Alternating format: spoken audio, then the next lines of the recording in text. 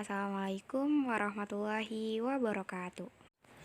Hello everyone, perkenalkan nama saya Musyafa Takiyah dengan NIM 191520027. Akan menjelaskan tentang konsep dasar manajemen secara umum. Apa itu manajemen? Definisi manajemen. Manajemen adalah suatu ilmu yang mengatur proses pemanfaatan sumber daya manusia secara efektif dalam suatu organisasi untuk mencapai tujuan tertentu. Tujuan manajemen BK dalam aspek akademik atau belajar. Adapun tujuannya meliputi yang pertama, memiliki sikap dan kebiasaan belajar positif. Yang kedua, memiliki motivasi tinggi untuk belajar sepanjang hayat. Yang ketiga, memiliki keterampilan belajar yang efektif. Maksud dalam poin pertama, kita akan terbiasa kalau ingin belajar itu bawaannya positif atau aura semangatnya itu ada. Dalam poin kedua, memiliki semangat yang berkobar-kobar dan ingin terus belajar supaya berhasil. Dan yang ketiga, pastinya akan timbul belajar yang tepat.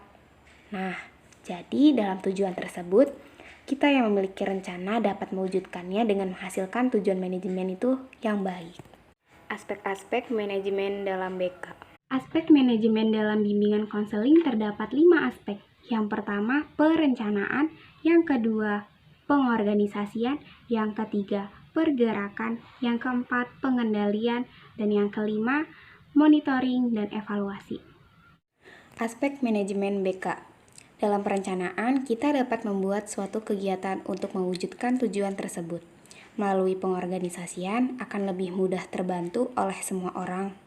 Dengan pergerakan serta pengendalian terhadap kegiatan. Dan yang terakhir, monitoring serta evaluasi untuk memperbaiki apakah ada kendala atau tidak. Apakah harus mencakup 5 aspek tersebut? Ia harus guna mencapai tujuan tertentu serta menghasilkan manajemen yang lebih baik. Tahapan konsep dasar manajemen secara umum. Adapun tahapan konsep dasar manajemen secara umum ada 4. Yang pertama, perencanaan. Yang kedua, pengorganisasian. Yang ketiga, penerapan. Yang keempat, pengawasan. Tahapan konsep dasar manajemen secara umum sama saja seperti aspek manajemen, tapi di sini ada penerapan dan pengawasan. Jadi, kegiatan tersebut benar-benar harus berjalan, serta melakukan pengawasan supaya kegiatannya tidak gagal. Kekurangan manajemen secara umum. Kekurangan manajemen yaitu perilaku manusia yang berbeda-beda menjadi suatu hambatan. Mengapa perilaku manusia bisa menjadi hambatan? Karena perilaku manusia terdiri dari perilaku baik dan buruk. Itu semua melekat pada diri manusia. Kelebihan manajemen secara umum. Gerak dan waktu menyebabkan kegiatan dapat dilaksanakan lebih efisien. Menimbulkan kesadaran akan pentingnya kemampuan untuk meningkatkan efektivitas serta meletakkan dasar profesional.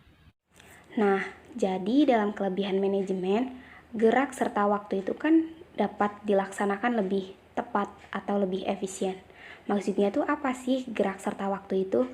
Jadi kita tuh nggak perlu banyak pergerakan gitu, karena udah dikonsep melalui planning. Jadi solusi yang terbaik menggunakan manajemen itu adalah cara yang tepat. Nah, makanya kenapa timbul kesadaran akan pentingnya manajemen ini untuk dapat mengefektifkan kegiatan guna tercapai, serta menggunakan konsep manajemen tersebut, seseorang itu dapat menjadi profesional. Akhir kata, kurang lebihnya mohon maaf. Wassalamualaikum warahmatullahi wabarakatuh.